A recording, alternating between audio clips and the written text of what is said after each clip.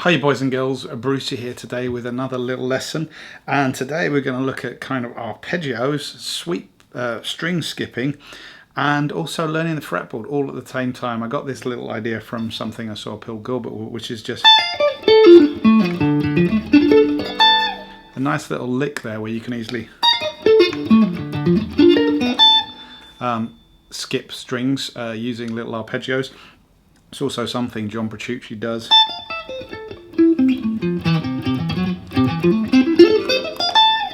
A little lick there. So why is this good? Because A, you can play it really fast, and it's quite simple to do because it's just the same pattern.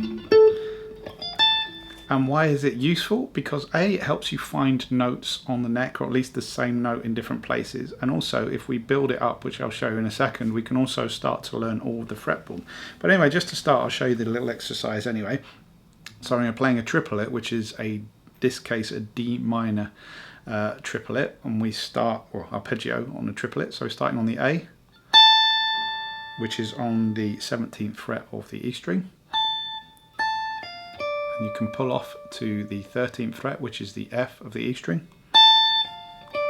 and then play the D, which is the 15th fret of the B string.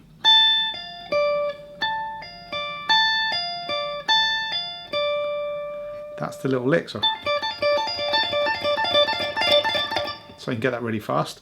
And all you have to do with this is just switch the position. So this is a tricky bit that probably needs some practice, and again I probably need to practice it a little bit more. So where do you go? You need to find that A note. And the next A is going to be here, which is on the 14th fret of the G string. And it's just the same.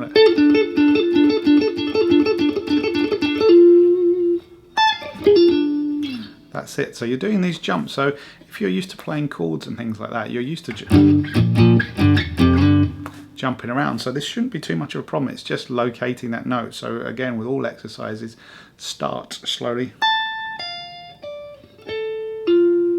find the next note, and in this case you're going 14 on the G string to 10 on the G string, which is an F again, and then D, you know, that's the root note there, which is the 12th fret of the D string, and then we jump up one more time. So we go 12 on the A string, an A note, 8 on the D, I've lost my track now, 8 on the A string, which is an F, and then 10, which is the D. So the little tricky bit is actually jumping up to that there. And also you may remember as well, these shapes are going an octave, so you know that's an A there, that's an A there. Obviously, because of the way guitars are tuned, that the jump from the bottom string, it's not 2 frets, it's 3 frets. That's our octave. So the actual shape you're trying to jump, if you just imagine taking the little finger and jumping, you're going.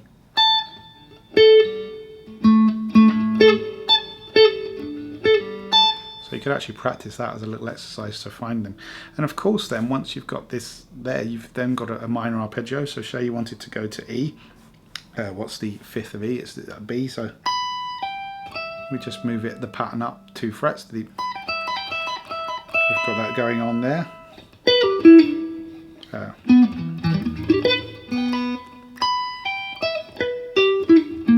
Oops, if I can play right. And that's our E minor. Now this is where, again, say you wanted to do A minor. Start on the E, which is the 5th note of the A, or think of it as the A root, is the root note there, so you're going.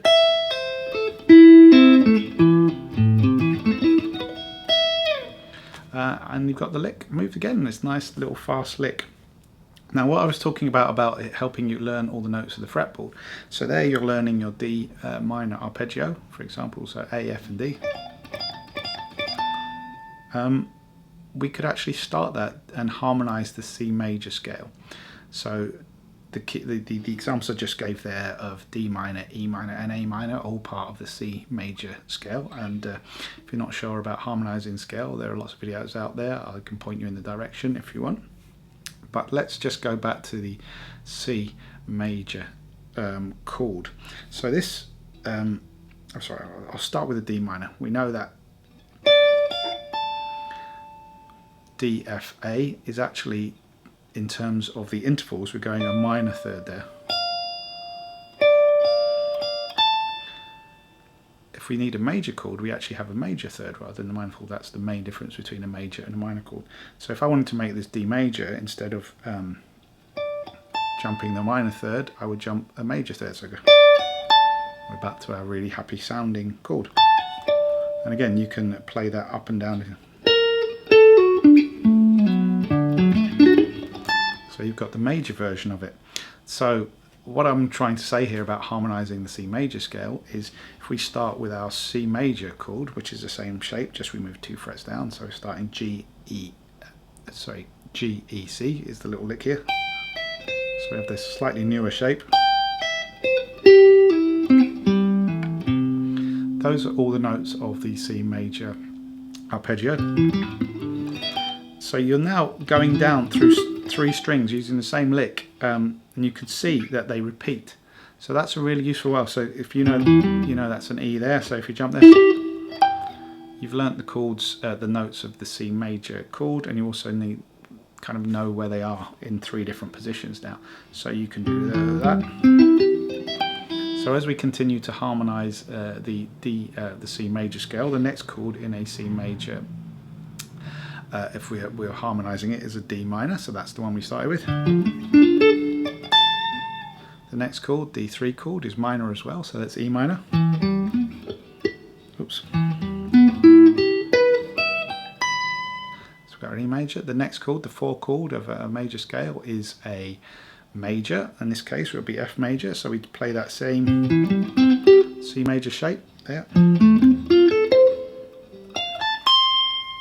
The next chord is a G. I'm going to go back up now, up the neck.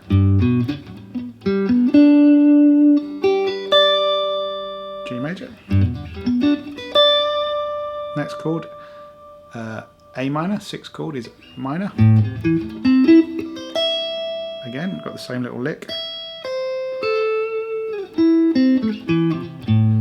The next chord is a tricky one. It's a diminished, so this is a slightly new pattern. So we're going, it's actually 2 intervals of a minor third. So we're going, in this case it's B. So the pattern, unlike our major, which is, we just take the last note and bring it down a fret. And that actually gives us the notes B, D and F.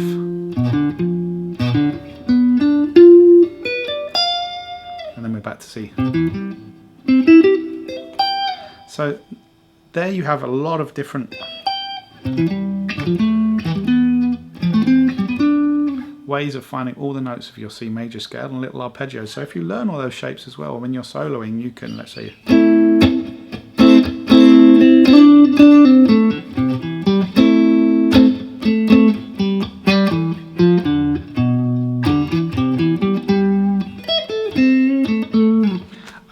jump all over the place. You're starting to break the netboard up, a fretboard up, and start to see notes in different ways, and you know the names of those notes, and you can start to see the patterns. So if you know the notes on your top strings, which I know a lot of beginners do, and then they kind of get lost, you know where the octave shape is,